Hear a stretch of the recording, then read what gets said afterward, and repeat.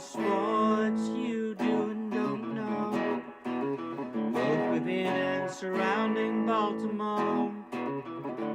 Don't ask him about preseason games, oh no, stuffing things in Griffin Basso. Despite it being on the internet, he can call it what he wants, so Glenn Clark Radio, Glenn Clark Radio, Glenn Clark Radio.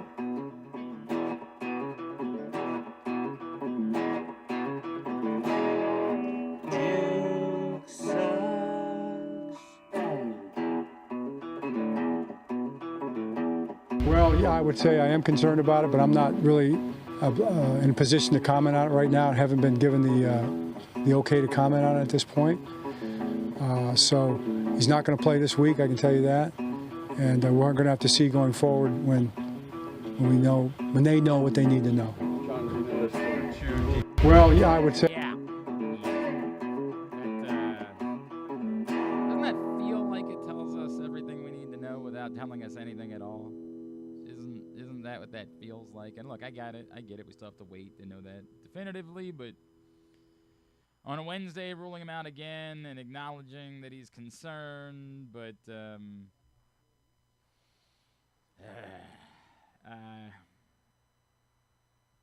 guess we'll find out in the next couple of days what's going on. Hi, good morning. It's Glenn Clark Radio. I'm Glenn. He's Griffin. That was John Harbaugh yesterday addressing Nnamdi Madubuike, and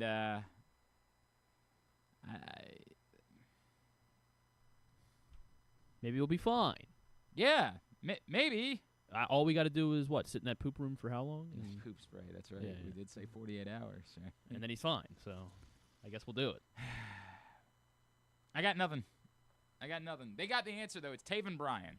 They did get Taven Bryan yesterday, so that's going to fix things. And remember, Taven Bryan was a first-round pick, and remember when they made the pick, everybody was like, "What? Like, who are the Jaguars taking?" I mean, he was thought of as like a second-round pick, and they took him. Is this like when the Raiders took Clelin Ferrell and? No, Clelin Ferrell was thought to be a first-round pick. Was he? He was. I thought he was. He wasn't thought to be as high as he was. Taven Bryan was selected 29th, so I don't want to overblow it, but like I just remember there was still a reaction of like, what, like what, who, and it's gone about that way for Taven Bryan in the NFL, which is why he's available at the age of 29 to be signed to the Ravens practice squad, and they're probably gonna need him because if you missed it yesterday, the injury report is an effing S show. Sorry. I know I'm a professional. I could probably come up with a better way of saying that. Or just say it, because we're allowed to do that here. I know, but my God, man. Add on to the fact that we already know Nnamdi Madubuike isn't going to play and probably is going to be out for some time. Still no Pat Ricard.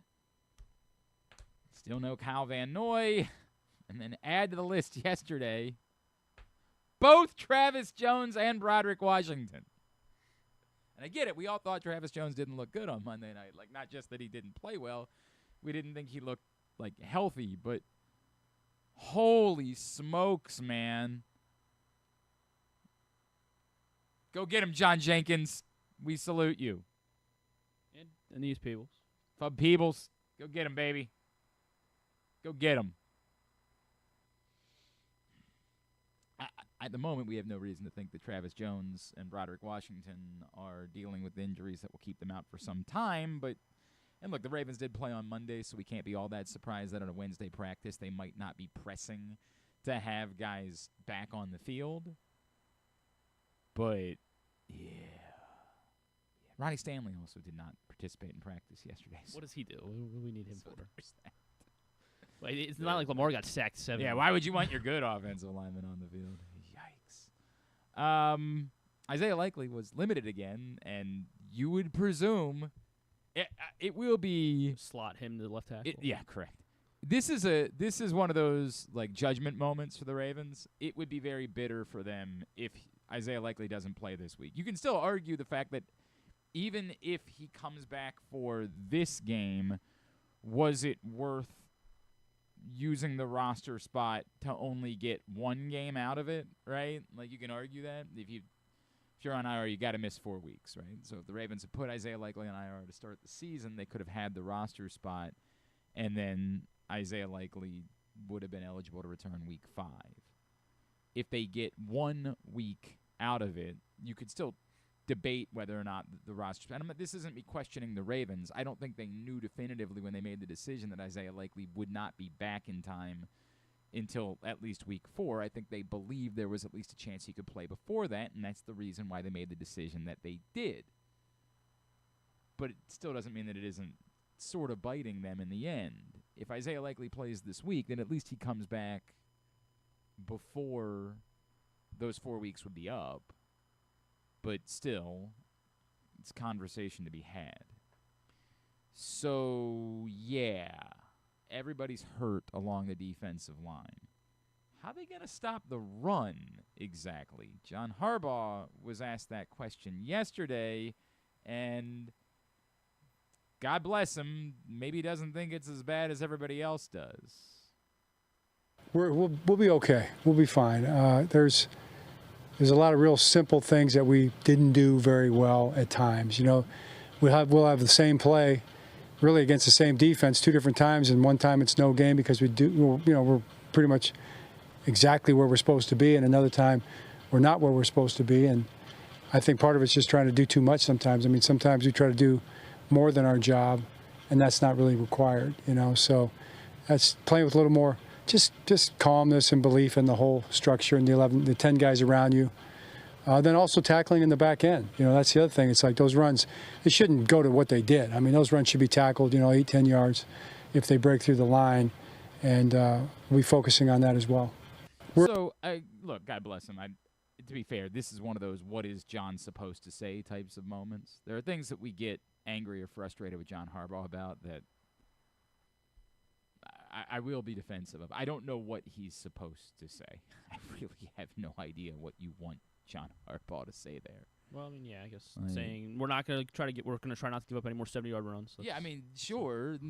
That's what he's saying. Now, like, if you're asking for actual, okay, well, what are you, personnel-wise, what are you going to do? He's not going to announce any of those things. I guess the Chiefs haven't been running the ball well, outside of Patrick Mahomes.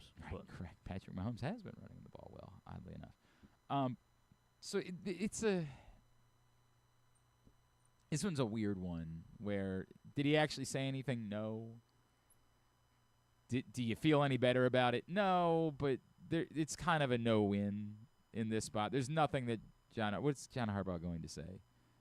If we don't stop the run, we're firing everybody, all of the players. We'll put a high school team out there. What do you want him to say? So yes. Okay. It's interesting. Isn't that what Bill Belichick, didn't we learn that during the roast that he used to say, I can go over to Foxborough High School and get, wasn't that what they all talked about during the roast? Like Julian Edelman brought that up and then said, you can't even get a job at Foxborough High School. That's what it is. There's not a whole lot more to say about it. We will see. We'll monitor the injury report, particularly for Travis Jones and Broderick Washington. And boy, the Ricard one really – it's funny because I bring up the Likely thing. The Ricard one really does become a bit of a head-scratcher as to why he hasn't been put on IR. Particularly, they're now out of call-ups for Zaire Mitchell-Payton. So him not being back on the practice field this week is – a little confusing. I mean, I get it. The problem is, at this point, you're restarting the clock. You can't. This isn't like in baseball where you can retroactively put someone on the injured list. You can't do that in football. You can't go back and say, "Well, we meant to do it week 1. Sorry, we screwed this up." So that's not an option. You can't do it for 1 week. You got to do it for 4 weeks. But every week that he's not on the practice field, it's just more and more kind of perplexing what the story is on Pat Ricard. Meanwhile, on the flip side, the Chiefs injury report, immaculate. Well, everybody's ready. They had guys on the report, but yeah, they're all listed as good. Yeah, but they have things that were lingering, obviously. Right, but they're all listed as good. Yeah, but Yeah. they're not clear. Maybe they're not all 100%. They're all listed as good is the point. Well, not Christian Fulton. Oh, he's listed as a limited Is participant. it Mike Dana? Dana? I don't know. I really don't know. I don't know who these people are. Derrick Henry spoke to reporters in the locker room yesterday, addressing his continued fumbles issues, and you can tell it's getting to him. You can tell that he's struggling. Who is this courtesy of? Jamison Hensley. Jamison Hensley from ESPN shared this video yesterday of Derrick Henry. Shit, I'm still pissed off, mad at myself. I'm my worst critic, so, I don't try to harp on it too much. I talk to my family, the people that, I get advice from, my teammates, lean on them, but at the same time, it's a problem that got to get fixed, so, I'm working on it. I'm working as hard as I can, to let this issue be resolved, and, it's tough right now, just the consecutive weeks, back to back to back, which is crazy. So y'all saw me in the distraught, I was just like, I can't believe this happened for the third time. But gotta go back to work and, push forward. Even though it's hard, can't nobody fix it but yourself. So, I gotta accept it like a man. Everything that comes with it, I accept. But it's my responsibility to take care of the ball for the organization. That's about all you can say about that. And look, I mean, I don't know what more you want out of Derrick Henry right now. As I said all along, the frustrating part about the Derrick Henry conversation is the problem is the solution is the problem. There's nothing else to say. You're not going to stop giving the ball to Derrick Henry. The math for this working out is Derrick Henry getting the ball a ton and just not fumbling. That's the deal. So it's frustrating because it is a major storyline. Jim Nantz brought it up yesterday. He's like, look, you guys can yell and scream about John Harbaugh all you want, but the truth is you've lost 2 games, and this freakish thing has occurred in both games. A late Derrick Henry fumble. One where you had a lead, one where you're down by 1 score, both on the other end of the field, both that helped tell the story. And he's right. For as much as we all think the Ravens got their asses handed to them on Monday night, they had the ball and appeared to still be willing to run the ball in a 1-score game in the 4th quarter, and Derrick Henry fumbled. And that is freakish. It's one thing if we think Derrick Henry, we were denying how old Derrick Henry is, and, Derrick Henry just might not be the same player at this point. This is not that.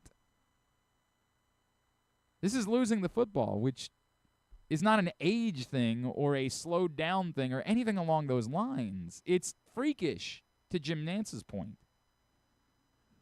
So we can talk about it because it's real and it's happening.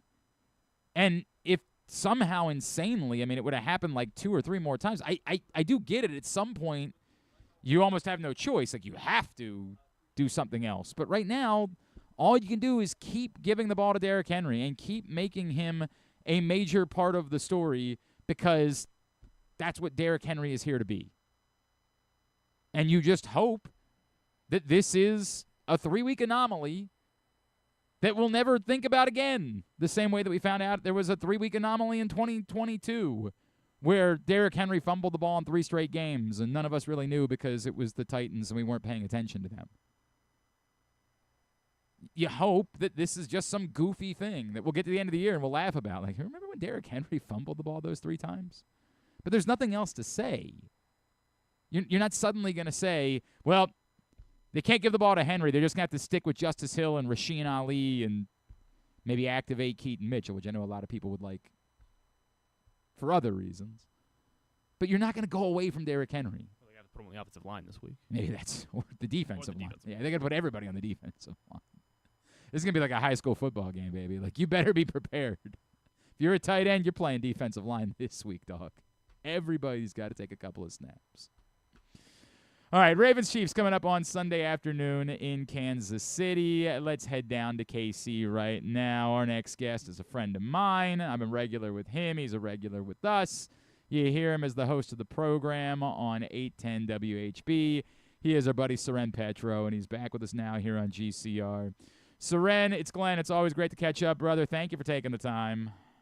Absolutely. Thanks for having me, brother. I think the obvious storyline around the NFL is the similarities between these two teams and the situations they find themselves in, with the giant caveat being that, the Chiefs have already climbed the mountain a ton of times, so maybe dealing with a 1-2 start perhaps not as big of a deal. I'm sure it doesn't feel that way down there. What's gone wrong in Kansas City? What is the biggest to you? What has jumped out the most in what the Chiefs aren't doing over the course of the first 3 games? Yeah, it's an offense that is still going into year 3 of not being what its reputation is. It's puzzling to see a team that spent 58% of its cap on the offense, and I think it's like 32%, or maybe it's 28% of its cap on the defense. Then there's a little bit on special teams and some dead cap. Like they're clearly putting the money into the offensive side of the ball, yet it's the defense that again looks elite, and it's the offense that is still struggling. It's an offensive line that's very expensive from center to right tackle, and then has a first-round pick at left tackle and a second-round pick at left guard, and yet they don't seem to be able to move people off the board. It's some cast-off leftover running backs. Isaiah Pacheco doesn't look like he's regained his form, and he was never probably as good as maybe his reputation was. I mean, I think he got a lot of hype by being a running back for the Kansas City Chiefs, but he has no vision whatsoever. He went backwards to catch a pass last week. He's an uninstinctual player. And then they've got a receiver that was an at-risk player when they drafted him, and Rashee Rice, who's suspended, and Xavier Worthy, who was 170 pounds when they drafted him and shockingly is hurt. So the offense is the story, and people are starting to wonder now about, the guys calling the plays, Matt Nagy, the offensive coordinator, and Andy Reid. So you bring up, obviously, the run game, and look, the Ravens just got gashed on Monday night, just got ripped apart by the Detroit Lions, and Nnamdi Madubuike is not going to play again, and Travis Jones and Broderick Washington weren't participating in practice yesterday. Is there respite here, perhaps, for the Ravens that, even with everything they're dealing with, you're hard-pressed to imagine the Chiefs can turn it back on in the run game this week? 100%. I mean, I think certainly it's good for the Chiefs. They see that, and they're like, oh, okay, we might be able to have some semblance of running game. They managed a little over 100 yards last week on the ground against the Giants team that had been giving up 177 on average for the first 2 games, and the Chiefs put 105 up there. Andy Reid was trumpeting Isaiah Pacheco, averaging 4.5 yards a carry as some kind of success story. They don't have a quality running game, and it is, listen, everybody's got a little bit of it, but I don't care how bad the Ravens have been, I will fall out of my chair if the Chiefs scare 170 yards, let alone 200 yards, because either the running backs aren't good enough, the line's not good enough, or they forgot how to coordinate a running game, because it's just been completely ineffective. I mean, there is no threat of a big play. And that's one of the reasons why then it's been so hard for the offense. I mean, football looked easy for Patrick Mahomes. Every pass seemed like every drop back seemed like there was somebody who was open to wide open, and it's become such a chore, and that's why he's had to be the guy running the ball. And the Giants put a spy on him last week. I expect the Ravens to do the same thing because, frankly, their best play this year has been him scrambling. So I'm wondering, Soren, the offense, as far as getting Xavier Worthy back, which we're assuming is going to happen this week, how dramatically does that change things? It sounds in the way that you described him that you have some questions about Xavier Worthy anyway, but does it suddenly open them up, or will we look back on last year and say there's no reason to think that this offense is going to be anything that resembles the Chiefs of the years gone by? Xavier Worthy will help. Right? There's no doubt. He is a good football player. I don't knock what he can do when he's on the field, but a lot of us questioned taking a guy who at the time weighed like 165 pounds and whether or not he could hold up. Let's be clear. He's out right now because he ran into one of his own players. There was no malice involved. What happens when a 250-pound guy with malice hits him? Now, he made it through last year, and everybody was excited and thought that was great, and it was. He is an electric player with speed. Probably doesn't play as fast as having the fastest 40 time ever, but he plays fast. I mean, there's no way around it. But is this a guy that is going to take over a game? No, he's still, even with all that speed, kind of a underneath guy, kind of a bubble screen type guy. Like you don't see him run the full route tree, and he seemed to last year really kind of take over for what Rashee Rice did, who's much more your traditional, catch and run at over 200 pounds. And they used him in that same way, and he was effective, but you knew it was a matter of time before he was going to, get dinged up. But, here's the fastest guy in NFL Combine history, and he averaged less than 11 yards per catch last year. That gives you an idea of what he's going to bring unless they're ready to add something to it. And I will say Tyquan Thornton has looked good. I want to say that's not like run right out and pick him up in your fantasy league to start, but you might want to think about him. He is, a former second-round pick of the Patriots that never got anything going, that has been the guy that Mahomes has gone downfield to. So put the two of them together. This will be the best version of the Chiefs that the Ravens will see this year, best version of their offense. But it's still a far cry from the days when it was, Mahomes was barreling towards 5,050. Soren Petro, the host on WHB in Kansas City, is with us here on Glenn Clark Radio. Soren, is Travis Kelce washed? No. In fact, I think he's probably athletically better this year than he was last year. He looks more nimble. He did lose weight. I think he spent a lot of time, chasing his girlfriend the year before. And let me be clear. I say that with no malice. Right. Live your life, man. As fans, we think everybody should be, football 20 hours a day. And if you have any kind of life outside of football, you're somehow, an evil person. He's gone from being one of the 5 or 6 best receivers in the game to now being one of the 10 best tight ends. He's still a good player. He can still beat you, but he's not 1,400 yards and 9 touchdowns. He's just more a traditional good tight end. So it's incumbent upon the receivers to be bringing the big plays to the game and to be a threat so that, teams can't focus on Travis Kelce. And then he'll be the outlet guy and the move the sticks guy for the Chiefs. And, he's been good when he's caught the ball. I mean, I think it's the one thing you'd question. He clearly put more time into the offseason and looks more athletic, looks, more agile this year. But he's had a couple of drops. You have a critical drop that turned into an interception that really was probably the difference in the game against the Eagles. That had the Eagles getting the ball out towards midfield after he dropped what was a sure touchdown and knocked it up into the air. So, he's got to focus and stop barking at everybody else on the team and start taking care of his own business. And if he does that, he's still an effective player. What do you make of that, right? There's so much, when you see a scene like that on the sideline, is that the relationship between he and Andy Reid, one where, Andy Reid says at the halftime, well, we need that. I'm not mad about that. We need that. Is that just you have to understand their relationship to understand why maybe that's not the big deal that it would seem like it would be to everybody else?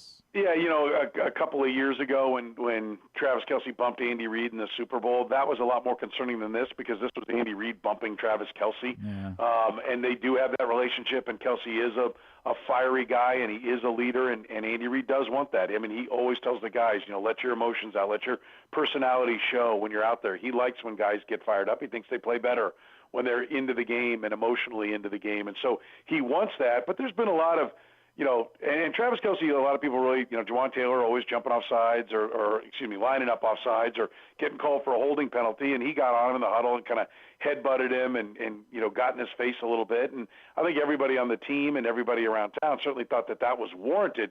The problem is you got to back it up. You've got to be you can't be the guy bobbling sure touchdowns at the goal line that turn into interceptions if you're going to be the guy, because the team will then turn around and be like, why don't you do your own job? Right. So, I think Andy Reid wants him being effective so that he can then be that leader. everybody needs, the cops on the team have to be the other players. It can't be the coaches going and holding guys accountable for effort. And locker rooms are just a glorified high school locker room. If you can't ball, you can't lead. So he needs the ball, and he needs to be effective, and you can't be the screw-up and then bark at other people for screwing up. So he needs Travis Kelce wired tight so that he can be that policeman along the sidelines. Doesn't seem like the defense is the problem, unlike in Baltimore. I know it's maybe not the dominant top of the league statistical defense, but it seems like more than not they've gotten the job done for the first 3 weeks of the season. Yeah, they held, I don't know if you saw the NFL films of Chris Jones barking in the midst of losing and the victory formation of the Eagles, but barking at Jalen 100 Hurts. yards, right. Yeah, he had 100 yards. That's great. And Jalen Hurts rightfully said, yeah, scoreboard. We won the game. But it was very impressive. In fact, 45 of the passing yards came in one kind of, an all-out blitz from Spagnuolo that left his corners one-on-one, and really Trent McDuffie was there, and Devonta Smith just made a nice play to adjust on the ball. And 45 of those 101 came on one play. Otherwise, they shut down A.J. Brown and Devonta Smith into, I think it was something like 14 targets for like 7 catches for 80 yards, something along those lines. Whatever it was just over 80 yards for those two. So they are, listen, that secondary is no joke. Trent McDuffie is no joke. Steve Spagnuolo knows how to, coordinate a defense, knows how to dial up the blitz, certainly knows how to, create great coverages and scheme up against a quarterback. Dave Merritt, their defensive backs coach, I think is going to be a defensive coordinator very soon. He's probably the most underrated part of the Chiefs' success and all this time that no one has come and rated him as a DC. I think that'll happen probably pretty soon. But, yeah, they're for real. The one thing that is not there is Chris Jones does not seem to be the old Chris Jones. I mean, Father Time may be catching up to him. He's not one of the top 5 defensive tackles in football right now, which is what he's been, and it's been a big part of them getting pressure. George Karlaftis continues, I think, to get better, and so he's a guy that Baltimore will have to worry about. But right now they're not getting pressure without blitzing, and that's something that Steve Spagnuolo can do, but you don't want to have to do on every down. But to your overall point, yes, it is a very good defense, and one that I think Baltimore will certainly try to get Derrick Henry going and make sure that they can be two-dimensional against. In the lead-up to this past Monday night's game, Soren, all we talked about in Baltimore was Lamar Jackson's dominance of the NFC, Lamar Jackson and John Harbaugh's dominance in Monday night and home primetime games, and the numbers were overwhelming. And, of course, they meant nothing when the game was played. I bring that up to also bring up the fact that the Chiefs in the Lamar Jackson, Patrick Mahomes era are 5-1 against the Ravens. Does that matter? Like, is this the same Chiefs that the Ravens are facing on Sunday that have had their number over the course of this era of these two teams? I think it matters if things start going bad for the Ravens. I think there would be a sense of, for the guys that have been around, here we go again, maybe. But I agree with you, not much. I mean, when they line up and go, they're going to line up and play, and you're going to play the score up there. It's not a cumulative score where the Chiefs have a fat lead that they get a sit on. It's just the score that's on the board, and the games have been so close. Like, I'm intrigued, when I talk to you, one of the things I want to know is, like, how can, Lamar Jackson be this touchdown to interception darling, yet not seem to make the biggest plays in the biggest games? Why is that from this team? And so, to me, that's the bigger question. Patrick Mahomes has made those plays. He's made the throws when you got to have it. And it just seems like the Ravens, and maybe it's pure coincidence, it's just these one-offs at the absolute wrong time, and Lamar Jackson's going to rip off 4 championships in 5 years with him making all the plays. I don't know, but it does seem like, the Chiefs feel like if we get it late and close, we're going to win. Yep. And I would think that the Ravens feel like if they get it late and close, they're not going to win. I think that's a very fair assessment, given what we've seen. Soren, I think the thought, we're all going to do the, hey, who needs this game more? That's the national talk show conversation.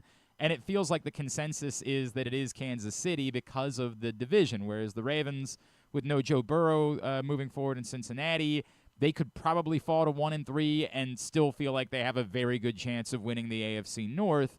I would think that this is pretty imperative at this point for Kansas City, right? It is, and look, if you listen to the fans, I mean, I've had people this week calling me and asking me when I'm going to hold Brett Veach's feet to the fire, which is insane, right? Like, I don't know when he doesn't win a conference championship. Guy. Yeah, so there's the wackadoos that are, trying to call for the end of civilization. And listen, every dynasty ends, and every head coach gets old. And I'm not here to tell you that isn't happening here. It may very well be happening here. Nobody wants to admit it, and they always want there to be a villain and somebody, needs to be held accountable for it. And in reality, picking 32nd and keeping your good players and carrying that, Baltimore's feeling the weight of that big, fat, heavy quarterback contract. I mean, you want it, you're better with it, but it makes it a lot harder to put all those pieces around them. And Andy Reid, I think there's a real question. Are he and Matt Nagy not coming up with what the solution is? I mean, my theory is that they have not crafted a good enough running game to take the heat off the passing game. They have almost no intermediate passing game whatsoever. It's bubble screens or let's take a shot over the top. It does not seem to have the creativity, certainly doesn't have the effectiveness that it had in the past. So I think that's what feels critical in Kansas City is it doesn't look the same. Even when they were 3-4 a couple of years ago, rallied to go 11-6 and rolled through the playoffs to win another championship, you could still see the elements of where the offense looked like when it wanted to be really good, it could be really good. We're not seeing that now. Like there is legitimate questions and legitimate problems on the offensive side of the ball. And the good news is that it's not Pat, right? Patrick Mahomes is still brilliant, but they haven't figured it out to this point. And if they don't, I think it's critical because this is the one. Yeah, they've got a really difficult schedule in addition to what the division is. The division, it looks real different when you're not playing, cupcakes against the Raiders, Broncos, and Chargers, right? They look like real teams. They all have Super Bowl caliber coaches now, championship coaches. Jim Harbaugh, a national championship in college, and coached in a Super Bowl as a head coach. Yeah. So, it looks real different now for the Chiefs with that schedule, and that makes this game that much more important when you're at home. At Soren Petro is how you follow him, 810 WHB down in Kansas City. Soren, looking forward to chatting with you on game day. Always appreciate it, brother. Thanks for hopping on with us this morning.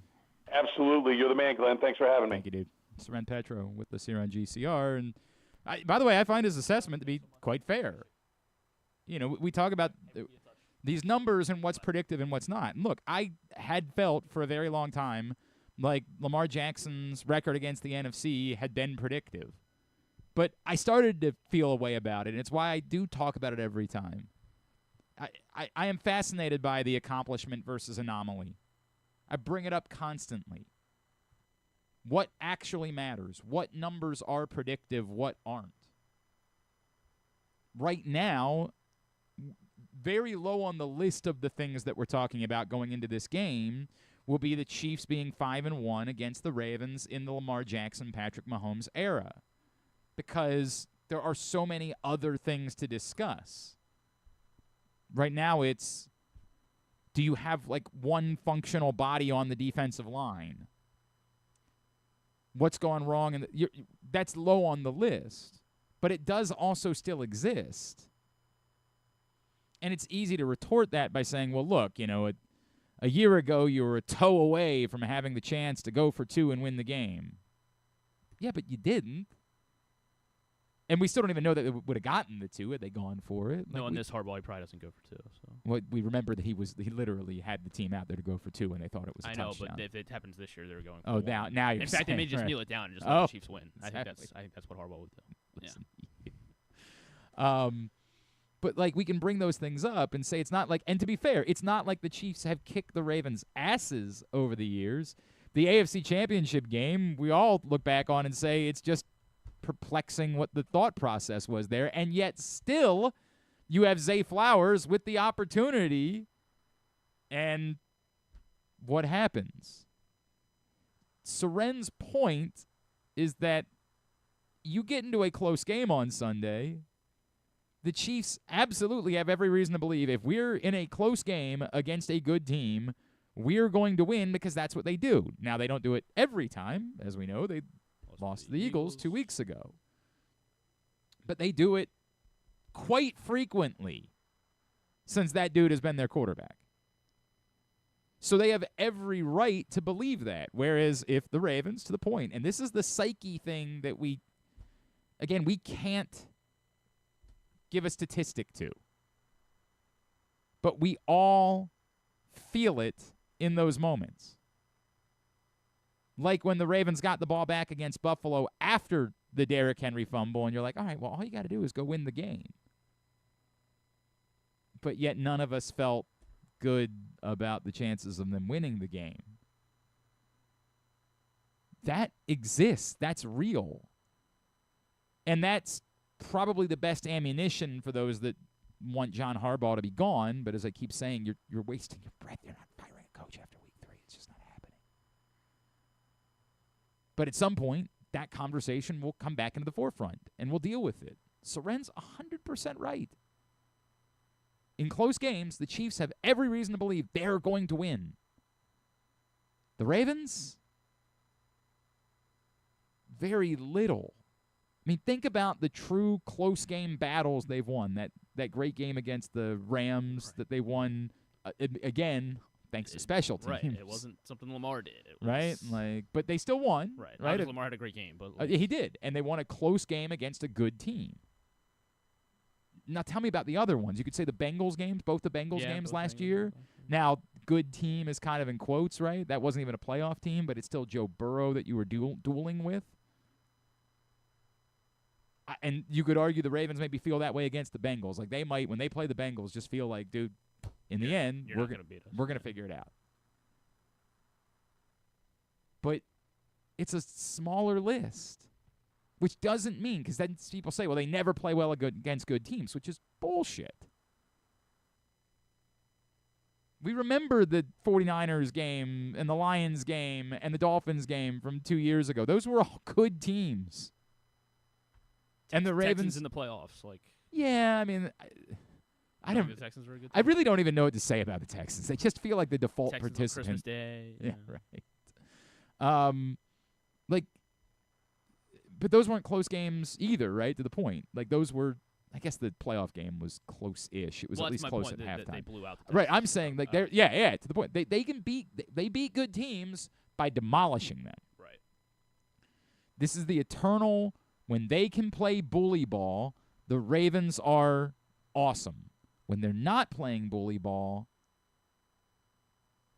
lost to the Eagles at home last year. Like this is where you're at. So what do we say? Are they not a good team? Like I don't know how to say that, Griffin. Right? Like I don't know. Right now, the DVOA says they're not a very good team. Although ironically, it's like what I brought up last week. They were 1-1. Had lost to the Bills, and yet PFF still had them ranked ahead of the Bills. I think that's given the defensive performance, given the defensive performance, that's going to change. Like the defensive part of the DVOA equation is still going to be notable. They have to prove that, but the other stuff still it's all still like right now. The defense part is the part that's screaming at us. They could go out and play fairly well defensively on Sunday. The game could be in the 20s. And they could still be the issue of... Well, it's the Chiefs. Right. And if it's close late, are you going to be the one to win the game? Or are the Chiefs going to do what they've done a million times before? Today's show is also brought to you by... this one's going to be brought to you by the Maryland 5-Star, which is back in just a couple of weeks, in fact, at Fair Hill in Cecil County. It's a world-class sporting event, but it's also just a celebration of the fall here in Maryland. Maryland5star.us in order to get your tickets for the Maryland 5-Star. Still to come this morning, we're going to chat with Logan McNaney, former Maryland goalie. He, of course, was goalkeeper of the year in the PLL this year as a rookie, and now he's thinking about the Olympics as he is with USA Lacrosse as they're hosting the Atlas Cup this weekend. By the way, I just found this out yesterday. I'm doing Sundays games. Oh, congratulations. So I'm doing Sundays games. If you watch, we're giving away money every quarter. So do I have an inside I don't think, but like I mean, I just found this is wild to me. They're giving away money to people who watch the Atlas Cup all weekend. And how do we watch it? On YouTube, on the USA Lacrosse YouTube channel. Yeah, you've got it. You don't have to pay to sign up. It's free to watch. And every quarter of every game, we're giving away cash. We're giving away $5,000 this weekend. Jeez. Yeah. My mind is blown by this. Get a new car. They're like, well, you're not going to get all of the $5,000. We're going to have different you never winners. Know. Hey, you're saying that you're going to create like shadow YouTube pages so that you're not going to be able to create them. They already exist. Oh, they already exist. But Logan McNaney is going to join us to tell us about his hopeful path to the Olympics. So we're going to do that. We'll also make picks today with Ken Zalis. All that on the way. And we'll talk about the Orioles last night as well. Bastard. Yeah, that son of a bitch, Pete Fairbanks. It's Glenn Clark Radio. For fans of the Costas Inn, and who isn't, I have some great news. Now there's a second location to go along with 4100 North Point Boulevard. This one is at the Timonium OTB. This is Stan the Fan, and I have been a fan of the Costas Inn and Triantafalo's family for going on 30 years. They're open for lunch and dinner, same great Costas feel, same great menu and quality food you've been enjoying for well over 50 years. The exact address on your GPS is 2200 York Road, and their phone number at the new location is 667-406-1970. If you're new to the Costas experience, get ready for a real treat. All wrapped up in a new spacious dining room in Timonium at the OTB. If you want steamed crabs, you have them, and the full menu at 4100 North Point Boulevard. The number for reservations there at Costas, 410-477-1975. 2025 Navy football single game tickets are on sale now. Don't miss the exciting home game schedule this year. The games feature exciting American Athletic Conference matchups, including the Commander-in-Chief rival Air Force on Saturday, October 4th. Don't miss all of the exciting action in historic Annapolis at Navy Marine Corps Memorial Stadium, and get your tickets today at NavySports.com. Go Navy! Beat Army! Game day gets even better at Live Casino. Score a live jersey on September 6th and bucket hat on September 27th. Plus, catch our big plays, big pays hot seats on select game days. When the home team scores, the prize pool doubles. And we'll give away a $50 sports and social gift card with every touchdown. Take it to the end zone at Live Casino. At Arundel Mills, must be 21. Please play responsibly. For help, visit mdgamblinghelp.org or call 1-800-GAMBLER. Gambling can be a fun and entertaining experience, but there are risks involved. If you're planning on betting on the game at the casino or on your phone or computer, know your limit, stay within it. Set a budget and a time to stop. Remember, gambling isn't a financial solution, and it doesn't mix well with alcohol or drugs. Know the risks and have a plan before you begin gambling. For free and confidential services, call 1-800-GAMBLER 24/7 or go to helpmygamblingproblem.org. The latest edition of Press Box is available now. On the cover, Bo Smolko profiles Ravens running back Derrick Henry and how the football legend has proven to be a unicorn at the position with the success that he's found after the age of 30. Also inside, Brandon Schwartzberg looks at Kobe Mayo's push to find rhythm at the big league level. And we mark the start of the college football season by meeting players from all 4 FBS and FCS programs throughout the state. Press Box is available for free at over 500 locations throughout the region, including 60 Royal Farm stores. Or you can read the entire issue online at PressBoxOnline.com, where you can also find great betting advice and the best daily coverage of the Orioles, Ravens, and Terps.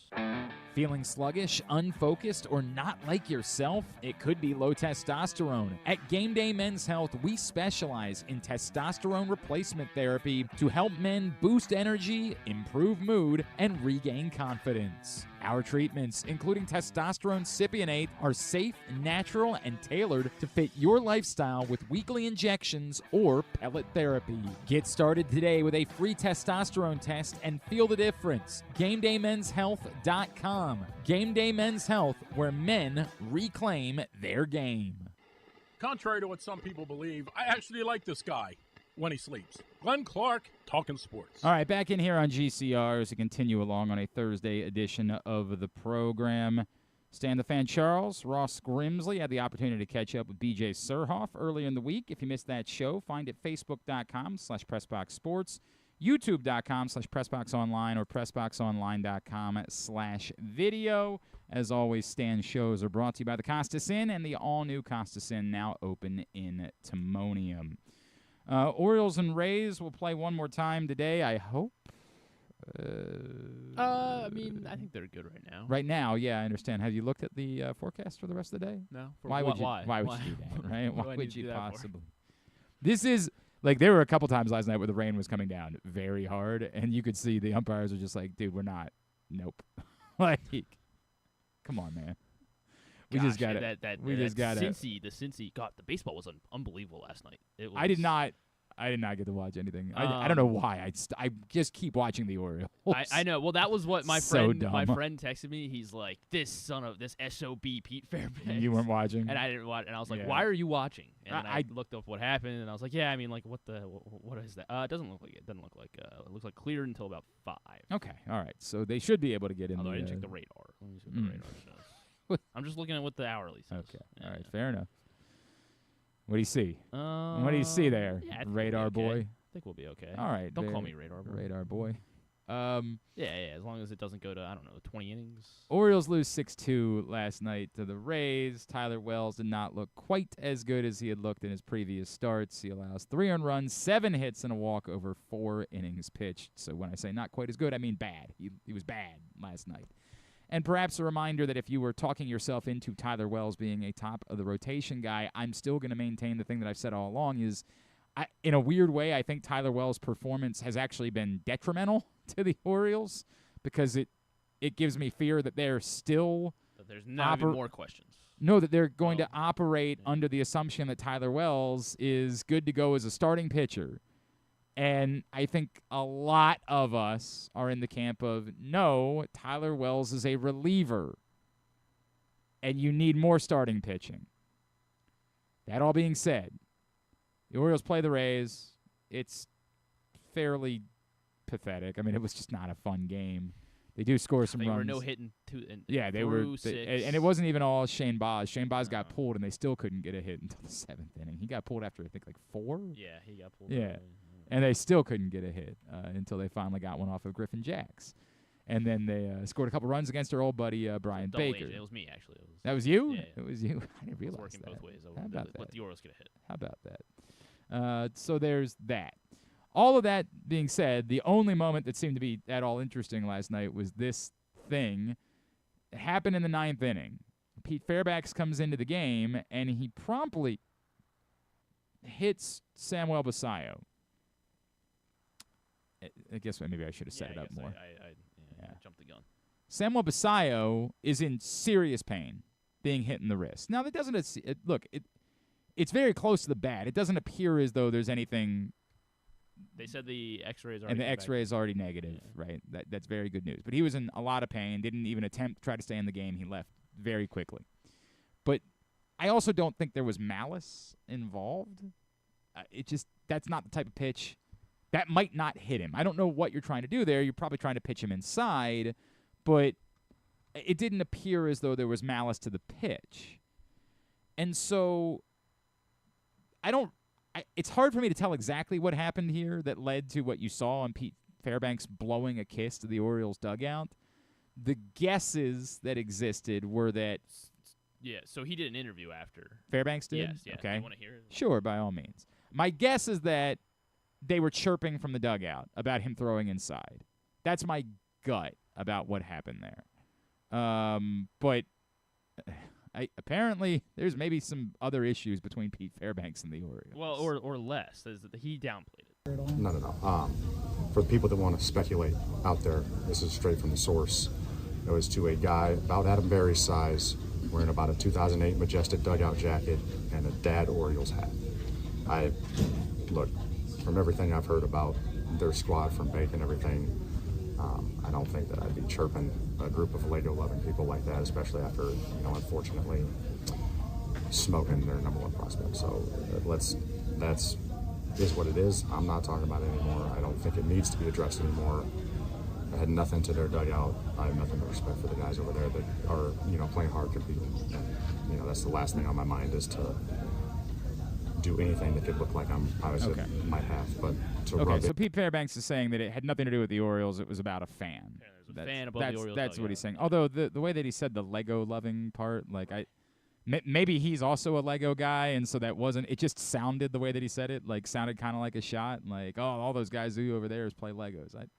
But maybe he meant that as a compliment. Maybe he's also a Lego guy, and the way that he ultimately wrapped that up certainly suggested as though it has nothing to do with the Orioles themselves and only something to do with whoever the fan was that was giving Pete Fairbanks grief about hitting Samuel Basayo. And again, I think most reasonable people can look at that and say, I don't think Pete Fairbanks was trying to throw at Samuel Basayo. I think he was trying to pitch him inside. He got him on the wrist.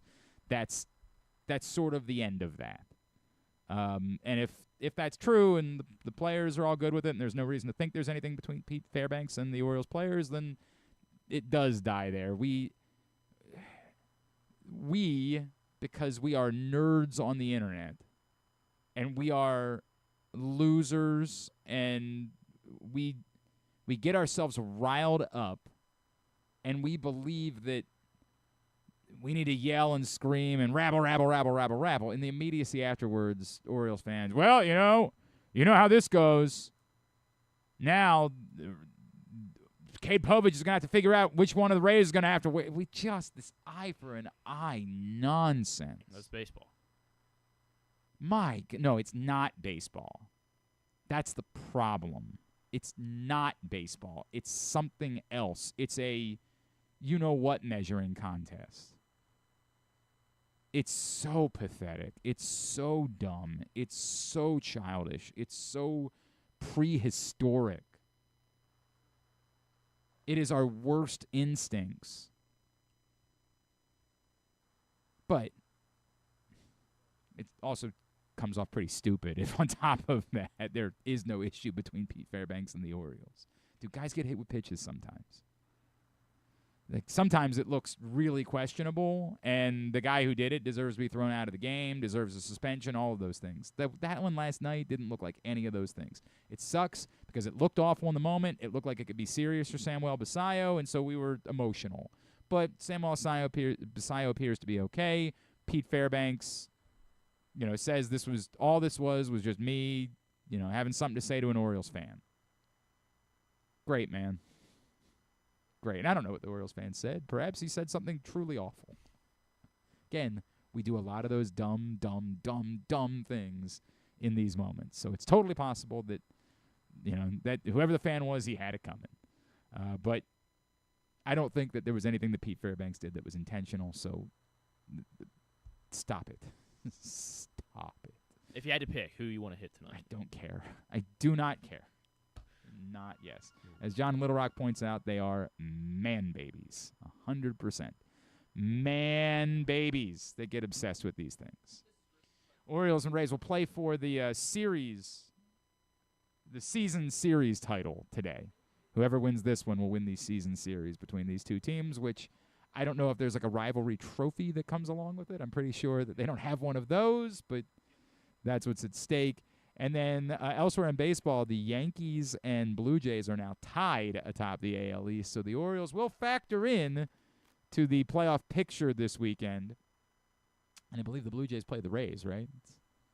I think these are the two teams. I think these are the two teams. Well, the Red Sox and Tigers play this weekend as well, so that'll be interesting. Because if the Red Sox win tonight, they would clinch a playoff berth. Right, and they're not going to win the division, so you're presuming that they're. Although I don't know. It could be. I don't know. It depends what happens tonight in Toronto, I guess. Because this top wild card still gets. Yeah, Boston would have like an outside chance. Yeah, they would get a of home home, series. so they might still have something to play for this weekend. All right, so will be interesting to follow that. Joining us now, where I'll be this weekend, at least on Sunday, we'll be out in Sparks for the Atlas Cup. I'm going to try to get there on Saturday night as well, but I'll be calling the games on Sunday, and you can win money just by watching the best lacrosse players in the world this weekend on the USA Lacrosse YouTube page. There are still some tickets available for this weekend as Team USA, Canada, as well as Puerto Rico and the Haudenosaunee will all be squaring off on both the men's and women's sides. Joining us now here on GCR, back on the program, of course, led the University of Maryland to a national championship a couple years ago, was most outstanding player of the NCAA tournament. And this year, as a rookie in the PLL, all he did was claim Goalkeeper of the Year honors. Now he's with Team USA, trying to carve his path towards perhaps being on the Olympic team here in a couple of years. He is Logan McNaney, and he's back with us now here on GCR. Logan, it's Glenn. It's good to catch up again, man. Thank you for taking the time for us. Thanks for having me. Quite an introduction there. Hey, man. Sounds like Tiger when he's stepping up to the tee box. Stop, dude. I mean, all of it's true. Like, it's all. Yeah, no, I understand. It's going to be the first big save you make on Sunday. It's going to be difficult for me to squeeze all of that in because it's Sixes lacrosse and stuff is happening every time you turn your head. Logan, I wonder if at any point, like, that you started to think about the Olympics, like at some point in your life, was there a moment where, hey, I'm pretty good at this? I wonder, like, when did this become a real thing that you started to think about? Yeah, I think, once I kind of late high school, early college, I saw guys like Jesse Bernhardt, and all like those older guys that had played in the USA program for, a good amount of time. Kind of looking up to those guys and kind of dreaming of being in their shoes. And, the world games are great and, it's going to continue to happen and guys are going to, play in that. But the Olympics is a pretty special thing. And, looking back, watching it, because I'm a hockey guy too, watching the Olympics, the movie Miracle from the 1980 Winter Olympics, USA stuff. So, I mean, that's always been a dream of mine to, wear the red, white, and blue in USA on the front of my chest. So it's truly honored and, it's a really good opportunity. Did you feel something about that this week? Like being there for training camp, like putting the jersey on for the first time? Did you have like a moment? Yeah, definitely. I mean, once you put that on, it kind of changes the prospect of everything. You're playing against countries and you're playing for your country. and that's something not a lot of guys can say, or girls. So, obviously, like, super honored to, wear the red, white, and blue. First of all, how much lacrosse can you play in the course of a year? Like, how much? A lot. Yeah. It seems like I need a break, but it's been a lot of fun, just waxing it up. Obviously, long college season, going to the championship, going to the PLL championship. Unfortunately, losing both of those, but it's all good fun. Love the game, and it's always having the stick in my hand. So. I asked this question, like, I know how good you are. You know how good you are. Like, were you – it's going to sound like such a dumb guy question. Were you surprised by how good you were? I'm sure the answer is no, because I know how good you are. But, like, it's still not easy to go right from college to being the best goalie in the pro league. Yeah, I think what, it kind of, like, lends itself to is, you're in college and you're seeing shots every single day and you're really fresh, where guys like, second year or third year guys, guys that aren't rookies, they, have to take a longer break than what they're used to in college. And then they kind of have to change their training regimen and, getting back into the sport. So having that full season then right into the pro season, I think was beneficial for me. So I'll have to figure out next year, kind of when I need to really start picking everything back up again and, getting everything dialed. And, obviously that'll be a challenge that I haven't really experienced yet, but I'm willing to take a head on. The Atlas Cup is this weekend. It starts tomorrow at Tierney Field, USA Lacrosse headquarters in Sparks. Logan McNaney is with us. Logan, I asked this question not as if you haven't faced adversity. Obviously, you faced adversity with injuries. Yeah. But going through this, you're the best goalie in pro lacrosse, and yet now in a camp, you're still competing, right? Like, nothing's handed to you. What is that feeling like as you now try to establish yourself over the course of the next couple of years as being the guy who's worthy of being the Olympic goalie? Yeah, obviously it's tough. Even for anyone trying to get onto the Olympic team, this is the most talent and, some of the hardest working guys the talent pool has been. So obviously, try to keep playing my game, but, we keep it light, us goalies. We bounce ideas off each other, and we're there to support each other and have confidence in each other. But, at the end of the day, you really want to perform well. And that's kind of how it was when I was at Maryland. It wasn't a set goalie every year. You had to earn your spot. And that's a great point. There's no way it should be any different. Even in the pros, let's say I, have some bad games, other guys might have to go in. So I think it's kind of, I've learned that in college as well. So, it's nothing new to me. I'm glad you brought that up, right? Because I'm sure there are people that would sort of scoff at that, right? Like, no, dude, you're Logan McNaney. You didn't have to compete, but I did all the time. I know that's true, and I know John's talked about that, right? Like, nothing was guaranteed. Nope. I appreciate that. Logan, what is it? The Sixes game for the guys that are on the field, it's so dramatically different, right? Like, these guys are doing big time. Offensive players playing defensive play. Like, it's a completely different sport. How different is it for a goalie, right? Like, obviously there's the turn and get it out and go, but is it largely the same sport that you're playing, or are there things that are uniquely different about playing sixes?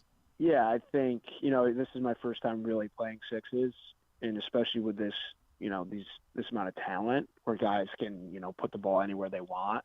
So you kind of have to it is different than field lacrosse 100%, because in field lacrosse you're seeing, alley shots and sweep shots from like past 10 yards and stuff like that. Your defense is rarely getting dunks on you, hopefully, but everything's, sometimes on top of you. You're going to let up more goals than you think.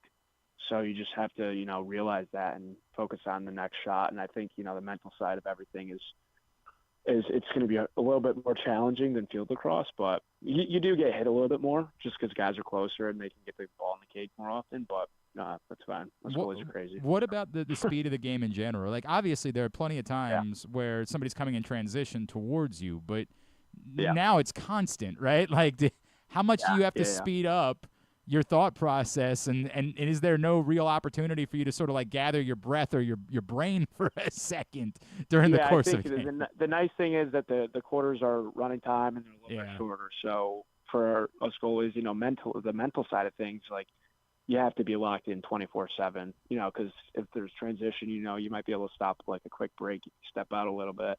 And the ball's always moving around. Everything's tighter, everything's quicker, and the ball is zipping more. And And offensive guys are playing defense, which is also difficult for them. Like attackmen, guys have been attackmen their whole lives, and now they have to play defense.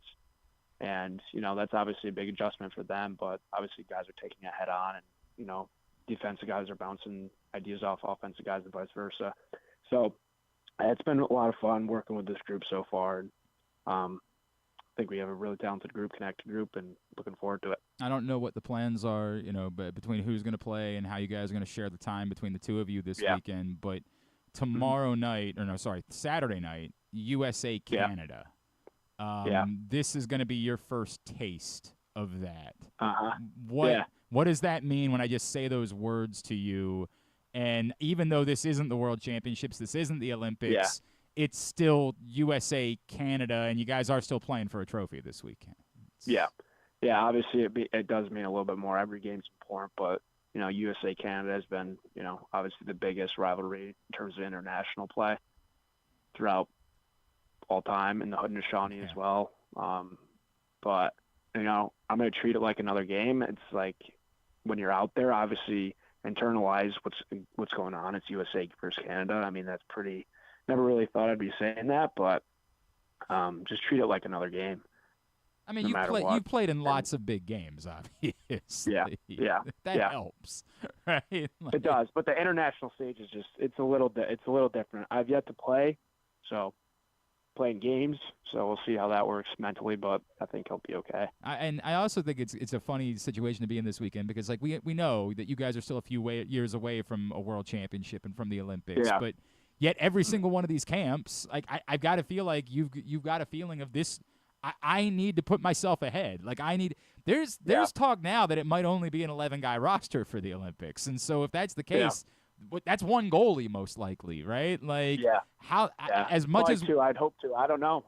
it's going to be really interesting to see. But as much as somebody else might be able to say, hey, this isn't a big deal, like this is just one weekend. Like I would feel like every single one of these is for you, like, no, I need to make sure I still have a leg up here. Yeah. I mean, anytime you step out on the field, since we don't meet very often. Yeah.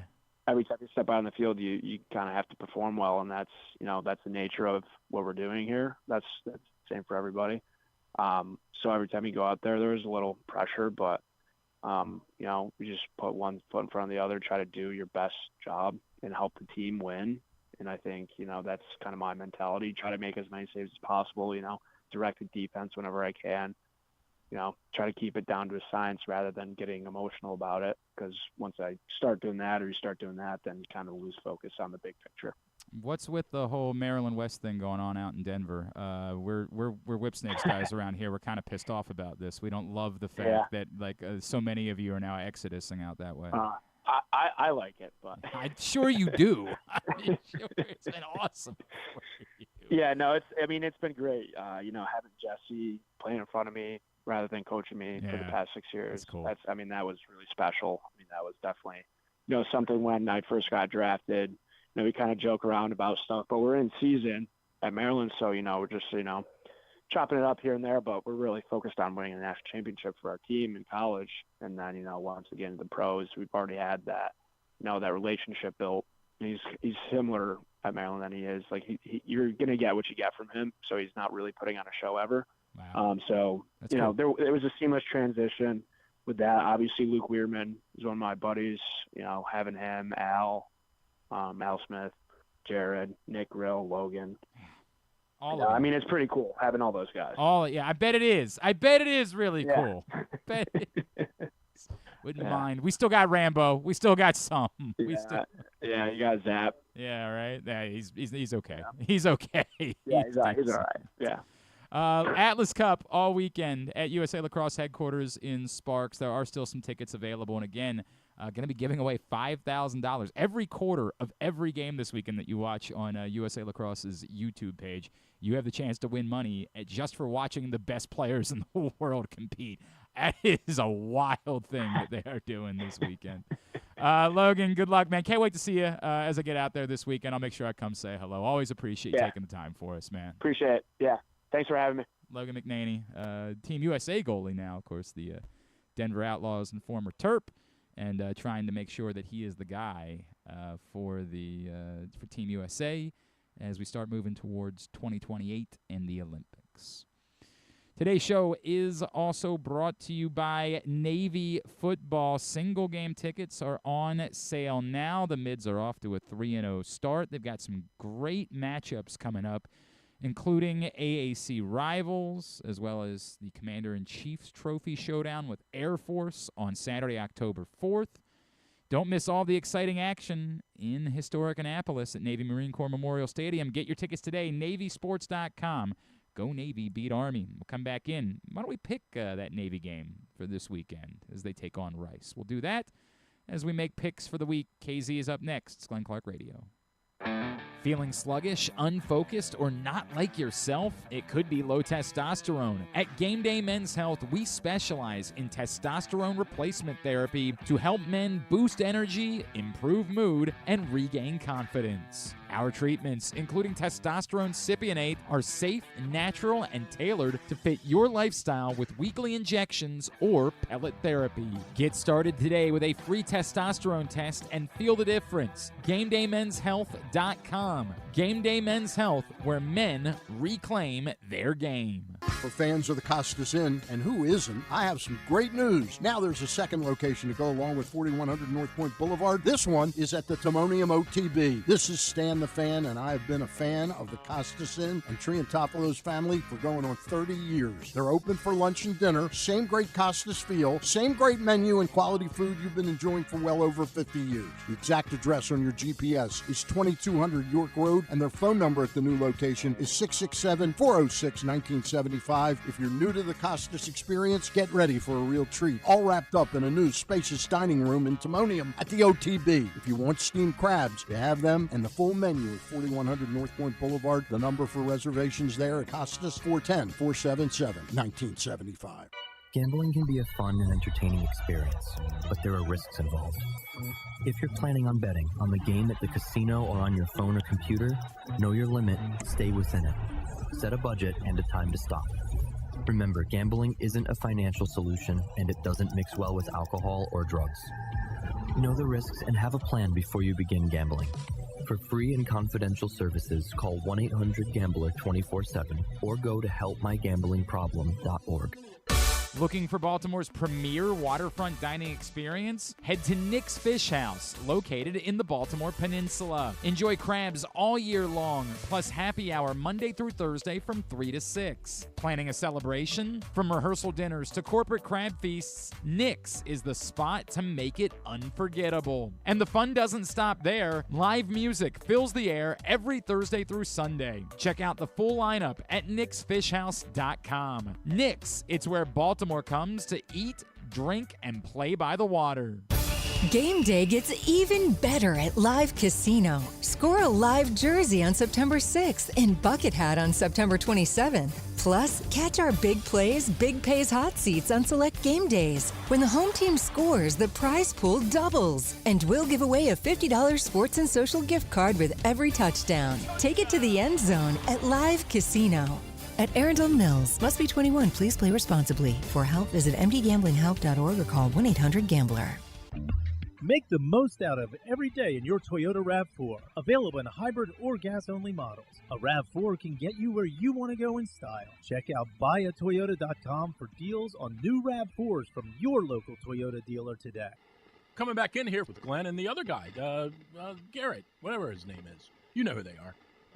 So Jackson Holiday did not play last night for the Orioles. Apparently, it's some knee soreness. I heard him this morning on WBAL. He kind of downplayed it, said it's just been something that he's been dealing with this season, but he got an MRI today, and I guess Tony Mansolino said he's not sure whether he's going to play again this weekend, and that, you know, it's hard to tell what the line is there between the severity of the injury versus just the games not mattering, and so why. But it's a weird season to judge for Jackson Holiday, right? Like, it's a very weird. There were moments where you felt like Jackson Holiday was becoming exactly what you wanted him to be, and then you kind of look at the numbers. If this is the end, if this is it, you look at the numbers at the end, and you say, okay, he hit 245, he OPS .697. Now, the on-base percentage did improve, but only to .316. So I have no idea how to judge Jackson Holliday this year. No clue what to make of how we would define the season that Jackson Holliday had. Are we disappointed by it? Probably. But in context, he's still only 21 years old. I don't know. I think that we come away from it still feeling like he's on track. That reasonable improvement, like improvement that you could expect from a 21-year-old, he's still going to become the player we think he's going to be. But we would have liked to have seen him look more like that consistently throughout the course of the year. So just a complicated conversation when it comes to Jackson Holliday. Cal Raleigh hit his 60th home run of the season. He hit 2 last night. Now has 60 for the year out in Seattle. So that was what made it such a big night. So you had the Reds are obviously like grasping at straws to try and catch the Mets as the Mets are letting them catch them. And they lost to the Pirates in extra innings last night. While it was spitting rain, it wasn't as bad as like the racetrack Bristol thing. It wasn't raining that bad, but it was like spraying and spraying rain, and they ended up losing to the Pirates. The Tigers lose again. Again. They're a game behind. Yes, they're a game behind the Guardians. And so the Yankees destroyed whoever they were, the White Sox. Yeah. And Judge hit 2 home runs, and everyone was like, "That's right, he is the best hitter in the world." And Cal Raleigh hits one. 500. So Aaron Judge has like a 9-something WAR, and Cal Raleigh's is like 7.4 or something like that. So like the Yankees fans are like, look, there is no debate about who the MVP is, but with Cal Raleigh getting to 60 home runs, there's now this thought that like people are just going to vote for him. Odds are certainly going in favor of Cal Raleigh. He's now the favorite again. -200. Wow. Okay. I think they were like even last night. It was like one. I think Judge might have been -120, and 60 was like -60 is a staggering number, right? Is. Like it's crazy to think that a guy could hit 60 home runs if he and hits not 3 more. He's got the AL record. Correct. So. Yes, the AL record, that hallowed ground that we talked about with Aaron Judge from a couple years ago. I don't know, man. I don't know what the correct answer is, and a lot of people are like, "Oh, you're just gonna vote for Cal Raleigh because you're bored of the same guy winning all the time." It's the Josh Allen, Lamar Jackson MVP debate from a year ago. I have no idea what the right answer is to this question. I also know that like this is the impossible part about the award being called most valuable, because like the Mariners had no offense, none, and so Cal Raleigh is his presence more valuable to the Mariners. This is the Josh Allen thing, right? Like that, even if you think Aaron Judge is the better baseball player, is his presence more valuable to the Mariners than Aaron Judge is to the Yankees? And I think there is an argument for that. But who's the better baseball player? Definitely Aaron Judge. I don't like saying that. But here's J.J. Cooper putting the Tigers' collapse into more perspective on September 4th. That's bonkers. Guardians were a game under 500 on September 4th. The Tigers were 21 over on September 4th. And in 20 days, Cleveland has overtaken Detroit. That's insane. All right, we good to do picks? KZ there? All right, very good. Let's make some picks for this week. Today's show also brought to you by County Sports Zone. County Sports Zone has everything you need to know about high school sports here in the state of Maryland, including that massive Bennett-Kent Island showdown tomorrow. Really? That's a big one? Both 1 and 2, much like the Ravens and Chiefs. But, yeah, they got everything you need to know about high school football as well as every other sport. For every school, every level here in the state of Maryland, CountySports.zone, proudly sponsored by your local Toyota dealer and buyatoyota.com. Good morning, Ken Zalis. How are you, my friends? I am good. Good afternoon to you. Oh, is it? It is. It's 12:10. Look at how that happens. Am I starting Mark Andrews or Tucker Kraft this weekend? Ooh, I'm probably going Kraft here. Dallas can't stop anybody at all. It's fair. That is fair. All right. I'll when Mark Andrews has another 2-touchdown game, I'll make sure that I scream and piss and moan in your direction. Let's make some picks. Here's where we are coming into this weekend. Andrew Stetka and James Revere. James Revere, who we don't even know at all. I don't think he's real. He's a listener. Nice guy. But doesn't participate much other than he wanted to get into picks last year and then won the league. He's back on top alongside Andrew Stetka. Now, that's also, of course, important. That's notable, yeah. Because if Andrew Stetka wins the league, then he's allowed to quit. And we can't have that happen because if he quits, who do we have? Like, we're not replacing him with anybody. So Andrew Stetka and James Revere tied atop the league at 19 and 14. Jeremy Kahn and Joe Serpico a game back. Griffin 2 games back. Proctor 3, Kyle 4. And then myself and KZ, along with John Little Rock, 5 games behind at 14 and 19. Ryan Shell, 7 games back. Paul Valley still at the bottom of the table, 11 and 22, 8 games back. A little bit of cash at the top of the table. At the bottom of the table, we're going to be doing a 24-hour game that I'm still finalizing some of the details on, but I'm looking forward to telling you more about that. Let's get into it, Griffin. 3 college games, 6 NFL games. Where do we start? We will start in the state capital. We will go to Annapolis, where the Navy midshipmen are hosting the Rice Owls, and Navy is laying 14.5. This game will kick at 3:30 on Saturday. Navy's defense was not quite as good as advertised the first few weeks of the season, yet they still managed to pull out the cover on the road at Tulsa, who, of course, then turned around and skull-dragged Oklahoma State. And Gundy era. Yeah, that's correct. Mike Gundy out as head coach at Oklahoma State. And Navy's had a week off. I think they'll have their defensive issues a little bit more shored up, and obviously their offense has not been a problem, so I still like Navy here.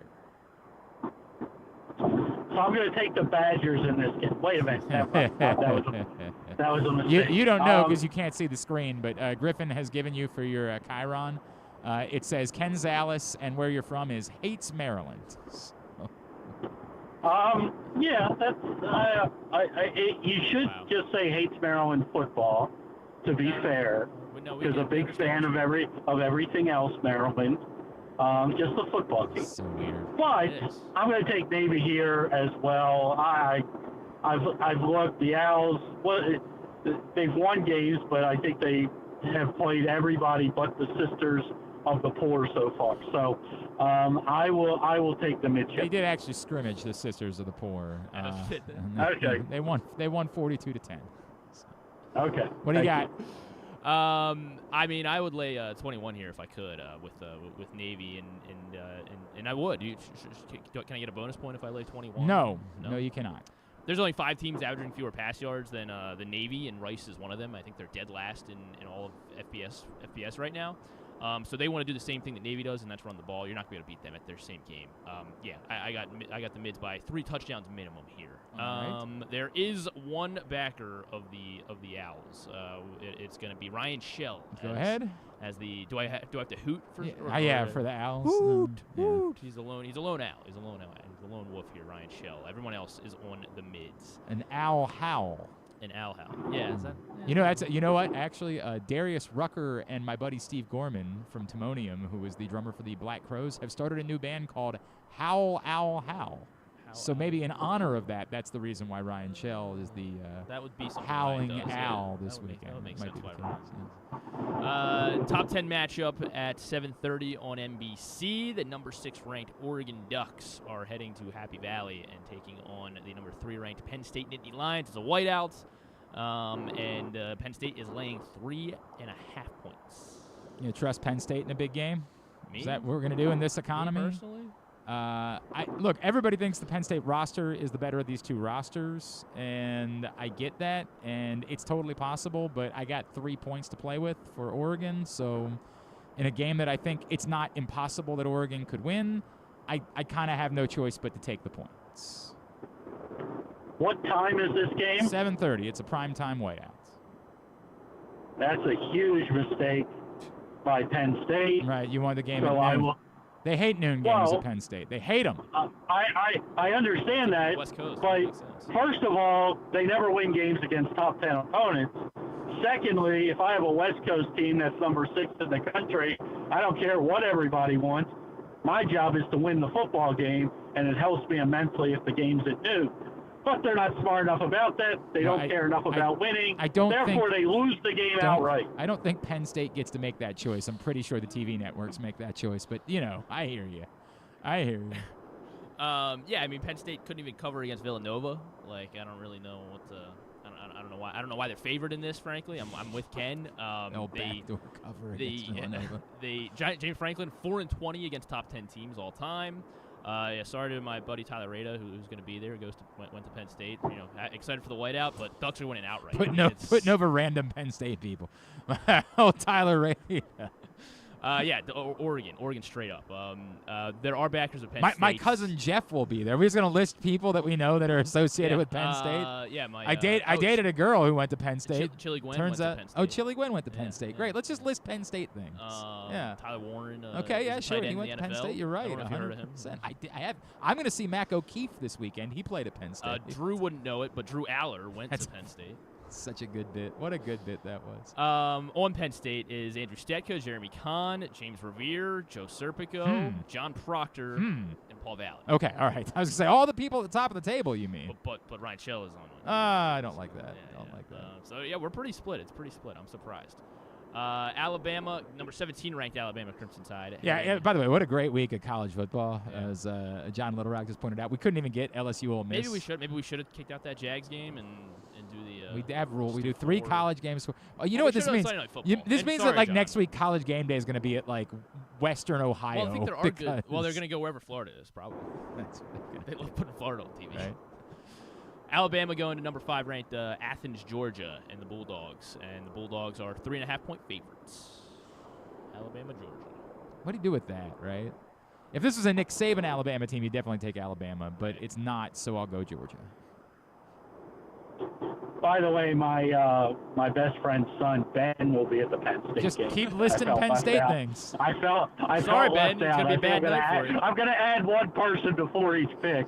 But I agree with you. If this was a Saban-led team, I sort of like Alabama. I think they're being forgotten about, but I'm not going to take them on the road against Georgia. It's not enough of a spread to make me go Bama's way. I'll take Georgia. By the way, it's Miami, Florida State next week. That's definitely where game day will be, for sure. Florida will find a way to make it mostly about them, probably. My rule is always pick Georgia. It's a good rule. I don't like going against Kirby Smart, but he is 1-6 against Alabama, including last year when it wasn't a Nick Saban coach team. There's so many teams getting 3.5 this week. I feel like I'd probably be fine if I just picked all of the teams getting 3.5 points. Like I'd end up over 500 for the week. So I think I'm gonna. I don't know. Rules are rules. I'm gonna take Kirby Smart here. He's gonna remember that loss from last year in Tuscaloosa. I think they do win this and cover the 3.5. It's not Nick Saban out there. So go Dogs. Georgia. Everyone's on Georgia except for Jeremy Kahn and James Revere. They don't give a piss about nothing but the Tide. Guess not. It's two nights. I think I saw somebody tweet what game did they lose? Week 1. Who did they lose? Florida State. I think I saw somebody tweet man. Even Willie doesn't even give a piss about the Tide anymore. Seattle is going to Arizona tonight for Thursday Night Football, and the Seahawks are laying 1.5 on the road.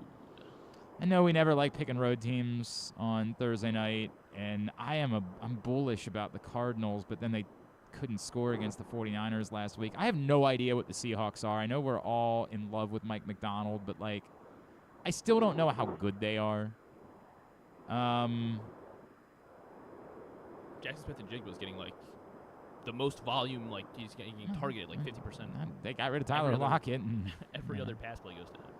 I guess I'll take Seattle. I don't like it. The points are low enough that you're really just picking who you think's going to win the game. And I'm bullish enough about Arizona that I should take Arizona, but I don't know. That was so lethargic last week that I feel like I'm just allergic to it, and so give me Seattle. Yeah, as Griff knows, I went back and forth on this game with my picks. I started with Arizona, and then I was I like Seattle. I'll go with who I think is the better defense, and Arizona's a little nicked up, I believe, in the secondary, and that's not a good thing when you got a guy like JSN coming to town who maybe outside of Puka Nacua, the hottest wide receiver in the NFL. They get Zach Charbonnet back, which is helpful for the run game on a short week. So I'll take Seattle here to win outright. Yeah, vibes are just too high in Seattle right now. Cal Raleigh keeps hitting home runs. They won the division. Nah, these are relevant things to the. Nick Bosa got hurt. It's everything is going the right way for Seattle fans. There's a lot to do with this game. And yeah, there was a complete line flip. Like Arizona was a 1.5 favorite, and then it flipped to Seattle, so a 3-point change there. Marvin Harrison is not good at football. James Conner got hurt. Vibes are very bad in Arizona, and Kyler is 2-8 versus Seattle all time. How about that? I will take Seattle. Joe Serpico, John in Little Rock, and Kyle Ottenheimer on the Arizona Cardinals. All right. Then we go to Andrew Stecker learned his lesson. Picked the Cardinals once and said, never again. One time. Never again. Never. The Dublin, Ireland is where we will see That's the right. Minnesota Vikings take on the Pittsburgh Steelers. God, I hate picking Sunday morning games. I hate this. 9:30 a.m. on NFL Network. And the Vikings are 2.5-point favorites.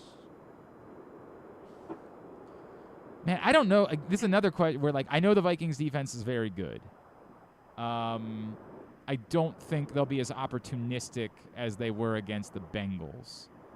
I know Aaron Rodgers has experience playing in, the Europe factor of this is so real to me. I think I'm just going to take the points here because the Europe thing is a great equalizer in this one. Just give me the Steelers. So I think the Steelers are a house of cards because they're not the Steelers defense of old that we're used to. And I'm sorry, Aaron Rodgers is not good at football anymore. I mean, the offense is just lethargic. I don't love taking Carson Wentz again, but I think that defense is real. I think the Steelers are struggling. It's a nothing. What's the spread? 2.5? Yeah. Yeah, 2.5. Vikings minus 2.5. Under a field goal game. Give me the better defense than the Vikings.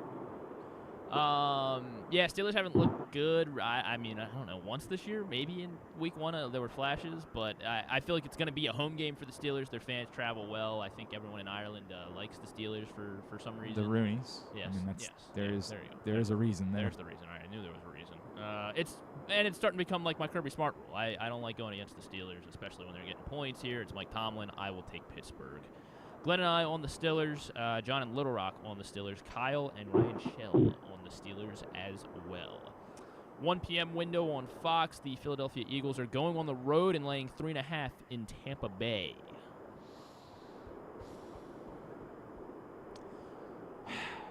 The Eagles, I mean, they did cover last week. It's the worst beat in the history of football.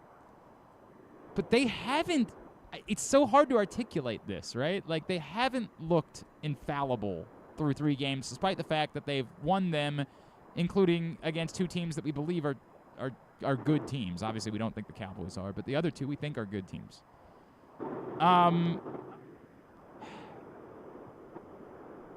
It's on the road. It's in Tampa. Correct. I'll regret it, but I'll bite. Buccaneers, the points. Yeah, I'm not going to bite. Good teams find ways to win, and great teams find ways to cover, and that's exactly what Philadelphia somehow has figured out to do. They didn't cover in week 1. I don't know if you remember that. They did not cover in week 1. That was like ancient history.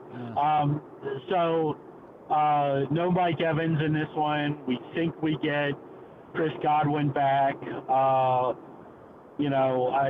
We like Tampa. I don't love Tampa. I'll take Philly. Yeah, same reasons. I can't really pinpoint exactly why, but yeah, they're the Eagles. I found a way to cover last week. No Mike Evans that's I guess I don't feel that great about it, but they're the Eagles. I think they're the better team. I think they're one of the best teams in football. So I will take Philly. We're pretty split. There are 5 on Tampa. Andrew, Glenn, Jeremy Kahn, John in Little Rock, and Proctor, and Paul Valley. Oh, on Tampa Bay. I was ready to go to war with that group. I was like, yeah, that's my team. That's my squad, baby. Let's go. Into the 4 p.m. window where the Indianapolis Colts, the 3-0 Indianapolis Colts, led by Indiana Jones himself, will be taking on the LA Rams in SoFi on Fox. The Rams, 3.5-point favorites. I know this is exactly where I should say. I'm getting 3.5 points with the Colts, and they've been really. I'm not doing. The Rams are the better team here. I know what happened last week. I know the argument is that it might take a while to recover from that. This is the NFL. It's not like that. Give me the Rams. I'm going to drink the Kool-Aid a little bit here. The Colts can run the ball, and they may have the best running back in football right now, even before the 3 touchdowns. When Jonathan Taylor's healthy, good things happen. Danny Dimes, are we still allowed to call him that, or are we stuck with Indiana Jones? I think he might be stuck. Either works. He's playing competent football, and they have some weapons, and their defense has been decent. I'll take the points here. I don't know if they win the game, but I'll take the points. I think there are, a lot of people don't want to believe in them. I kind of think they're a little bit for real. I feel like Ken and I are agreeing on a lot here. Like, the Rams should have won last week against the Eagles. They just should have. How often do you get 2 block kicks? So I feel like I almost feel like they're going to come out a little flat because of that. Like, it's that was such a letdown. And I don't want to, so I don't really feel great about betting on the Rams. And yeah, I like the Colts. I like the Colts to keep it going. They're getting points here. Again, I'm not sure if they can win, but you're getting 3 in a hook, so I will take Indianapolis. On the LA Rams is Glenn Clark, Joe Serpico, John and Little Rock, John Proctor, and then Paul and both Paul and Ryan on the LA Rams this week. Jacksonville. I'm gonna lose my house. Jacksonville going to San Francisco, and the 49ers, they are also laying 3.5 at home. Man, this one's tough. On the other, I'm still absolutely not a believer in the Jaguars, but I have no idea how to be a believer in the 49ers because they don't have anyone. They don't have a quarterback. They don't have. My God, the number of people in San Francisco, they're like, this is proof that Mac Jones should be a starter in the NFL. I'm like, what part of it is? Like, he's competent, I guess. I'm not really going to do. You said it's 3.5? Yeah, it's 3.5. 3 in the hook. This is the Niners dumbest thing I'll ever do. Jacksonville. Yeah, I'm not going to be that dumb. Christian McCaffrey is still playing football, and he's a cheat code, and he's worth 112 yards, and he keeps the chains going, and Ricky Pearsall Until he gets hurt really on the good. Third play of the game. I mean, to be fair. Yeah, but he'll try to stay in. Pearsall looks like a really competent wide receiver. The Bosa thing, they're all hurt. They're all, I don't know if it's Purdy this week. I don't think it is.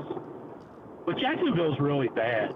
I understand what their record is, but if you've paid attention and looked underneath of what they've done, they're bad. They're just bad.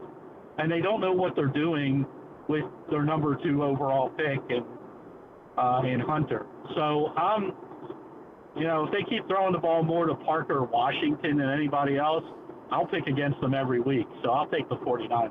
Yeah, it is weird. What's Brian Thomas? Does Brian Thomas exist? I don't know what they're doing there. He had one big catch last week. Sorry, John and Little Rock. I don't know why we're picking this game either. I would have talked Glenn into Sunday Night Football, but I didn't notice until after I left that Glenn wanted to pick the Jags and Niners game. I don't know if you've seen their records. They're both good. Are they? Yeah. Are they? Well, they're both good. Who's Wins and losses. Wins and losses wise, they're both good. That's the Niners. This game has 2 teams with winning records. Jags haven't beaten San Francisco since 2005. I will take the Niners, and I'll feel a lot better if Purdy plays. But yeah, I'm taking the Niners. I don't have a whole lot to add to what you guys said. I'm just not picking the Jaguars. Glenn, Andrew Stetka, John and Little Rock, and Paul Valley on Jacksonville. Why? Although I can't fall behind him. Let's keep picking the games the exact same way he does, and I'm good. That's true. It's true. The Ravens are going to Kansas City, 425. Jim Nance, Tony Romo. He wants to pick a Cowboys game. That's the game you want to pick this week. It's a game involving the Dallas Cowboys. We're going to be watching it. So. Yes, because we'll watch any slop. The Monday Night Football might be the worst doubleheader in the history of doubleheaders.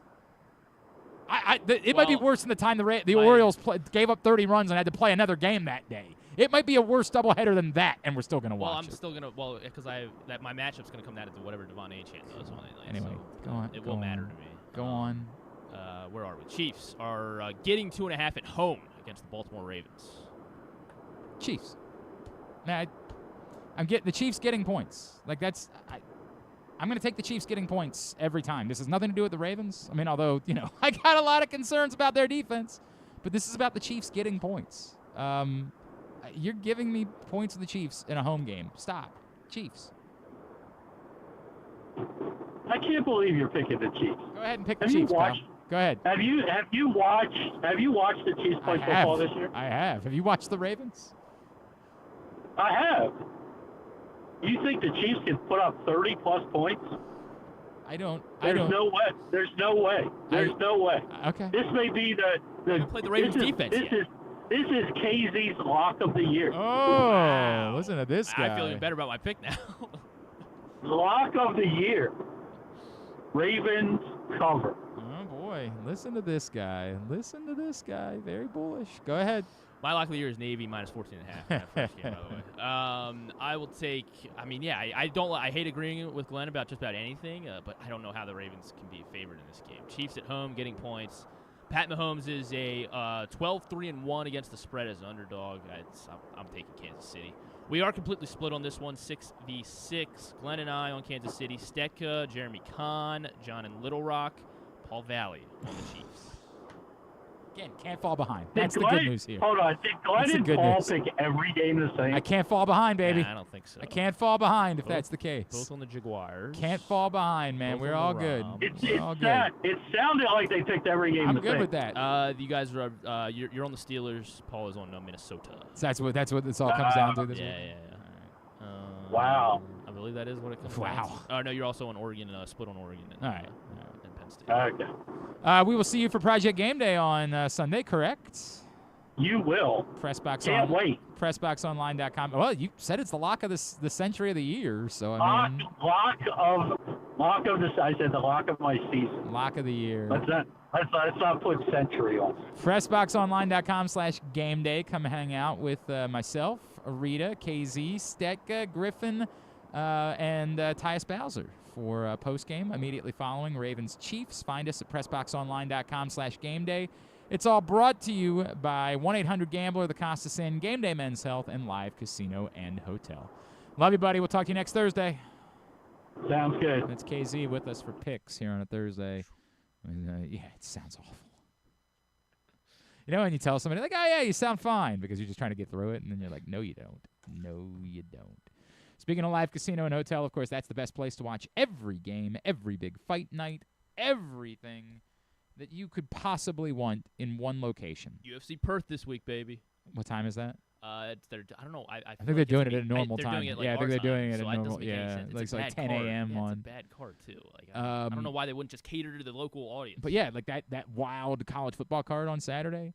The atmosphere will be unlike anywhere else inside Sports and Social. Have fans of different teams, plus folks that have very different bets in on those games, living and dying over every play, 100-foot media wall. So yes, you'll have the main games on the big screens, then you'll have the ability to watch the others on the side. Such as Miami, Ohio salts away a plus 2.5 and lose to UNLV. That's what you're riding on this week? No, last week. Oh, my God. Did you see that's that? Rough. I did not. I did not see it. But make sure you're checking out the FanDuel Sportsbook as well while you're there. Sports and Social, Live Casino and Hotel Maryland.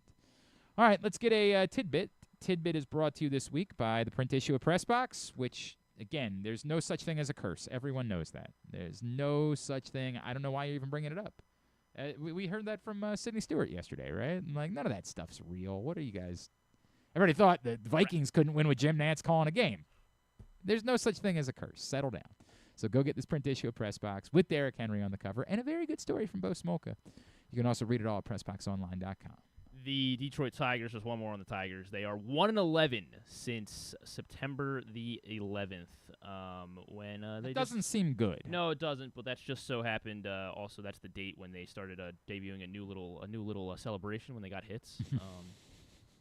No. So that's no. That is it. So he was in attendance, and that's why they were all doing it, because it was September 11th, and they're 1-11 since then. How about it? Yeah. How about it? You mentioned it, Cal Raleigh. He has. Oh, also another good one. So So Jay Kuda shared the. I guess it'd be better if I show the graphic. I think I can get it up here in time. Jay Kuda shared the. There are 16 teams with.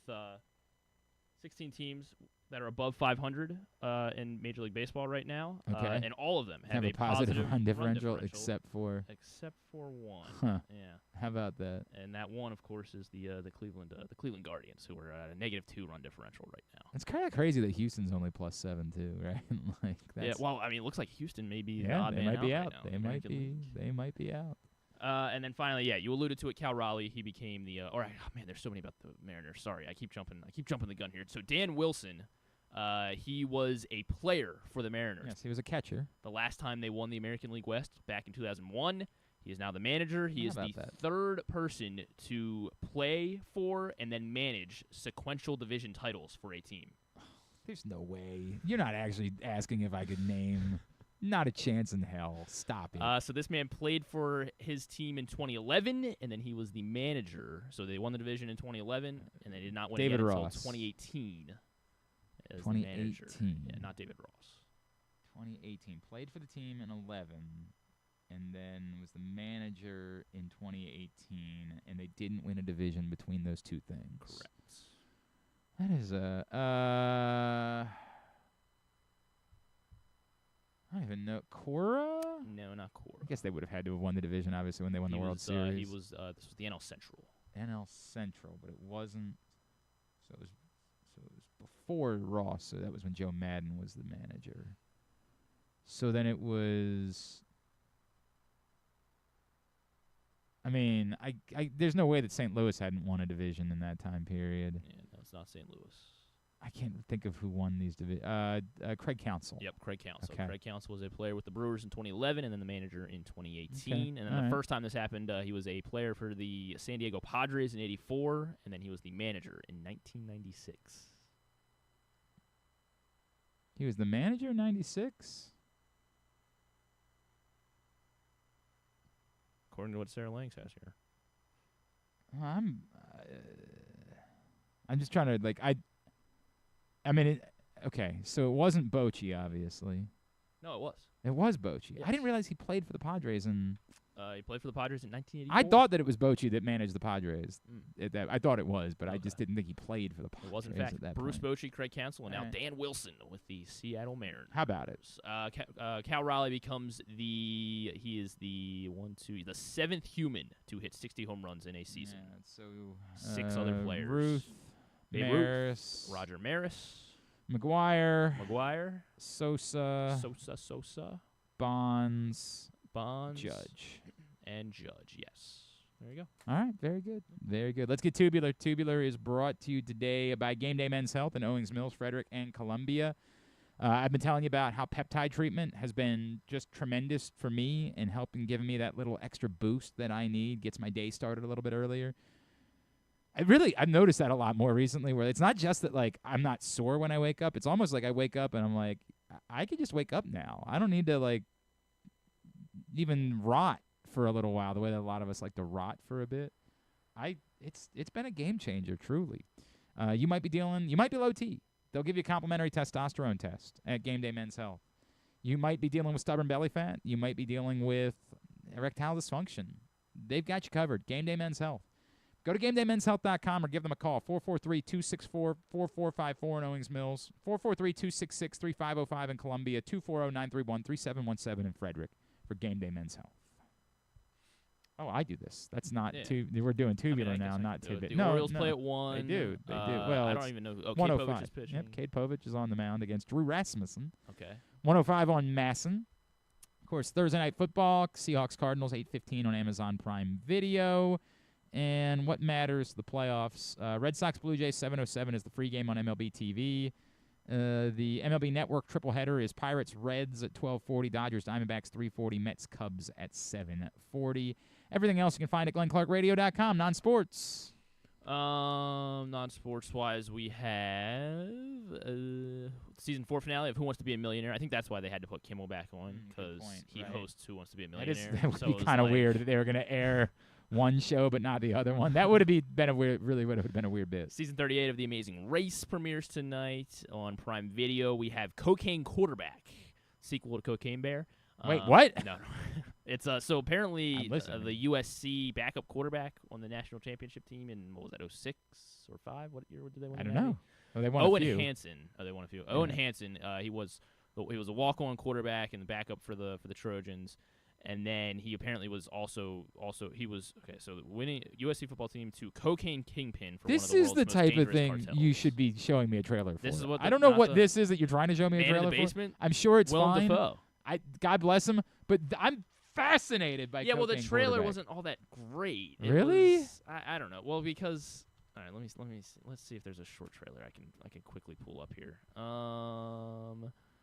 How brief are these trailers? All right. Let's see how good this one is. Talk about something. Cocaine Quarterback is the film that we're gonna. I guess I can go ahead and thank the people that were on the show today. We're gonna wrap up in a second, and when we do, I want to make sure we thank for joining us. Okay, never mind. I don't want to thank anybody. Go F yourselves. In the early 2000s, the USC Trojans were a college football dynasty. What was their secret? Their electrifying running backs? Or some guy who rode the bench named Owen Hansen? He's a national champion at USC, turned kingpin. His business partner was the Sinaloa cartel. Owen was smuggling steroids. Flew in private with heroin, coke, guns. He went full steam ahead as if this was a major at USC. What have I gotten myself into? That looks fascinating. Well, that was the short. I watched like the full extended 2-minute. I'm all in on Cocaine And Quarterback. I think that's going to be long. book club next week. That is on Prime Video. So, All right, so very Cocaine good. Quarterback. There you go. That's All on right. Prime Video. You got a show called House of Guinness on Netflix that actually looks pretty good. Same creators of Peaky Blinders. And they're like the Guinness family. Something. It looks pretty good. It's on Okay. Netflix. Wayward on Netflix We're doing too much. You're doing too much now. Yeah, You're but doing Tony Colletti's in this. No. We love Tony No, you're doing too much. It's like a weird psycho thriller thing. And then Man in My Basement is on Hulu. Corey Hawkins he's about to lose his ancestral home, but then weird Willem Dafoe comes over and offers to rent his basement. And I don't know what happens after that. It looks kind of freaky. So it looks interesting. To me, Man in the Basement, or Man in My Basement. Cocaine Quarterback is definitely the thing you needed to be showing me. That was 100% the correct choice. But you hadn't even heard of this story. It doesn't. That's the point. Okay. The point is, I wouldn't know. Otherwise, you'd say Cocaine. Like, what? Thanks today to Ken Zalis. Thanks also to Soren Petro from down in Kansas City. Logan McNaney, USA Lacrosse. We'll get it all up in the greatest hits section of the Aspiration tab at GlennClarkRadio.com. Which I guess nothing bad is going to happen to them. As always. It's just cool. We're just cool with that. Mark Cuban says it's okay, so it's okay. He's still tweeting. He just tweeted again this morning. It's unreal, isn't it? Tomorrow on the program, Stan will be in. A longtime baseball writer and author, Jane Levy, she has a new book out called Make Me Commissioner. I'm like 4 chapters in, and so far it appears to be mostly what she hates about modern baseball, but I get it. I do get it. I do understand. And then also Brandon Noble, who will be calling Ravens Chiefs for Sports USA Radio, former defensive lineman. Maybe he could show up and play. Maybe instead of calling the game, he just puts a uniform on, and they go give him some snaps. That's all that coming up tomorrow. Thanks, everybody at PressBox, all of our great sponsors and partners, including Game Day Men's Health, CountySports.zone, your local Toyota dealer, buyatoyota.com, Costas Inn, Live Casino and Hotel Maryland, the Maryland 5-Star, Navy Football, Nick's Fish House, and more. Thanks to Griffin at Griffin_Bass. Follow us, Twitter, Instagram, and TikTok at Glenn Clark Radio. Have a great Thursday evening. Go Birds. Duke sucks.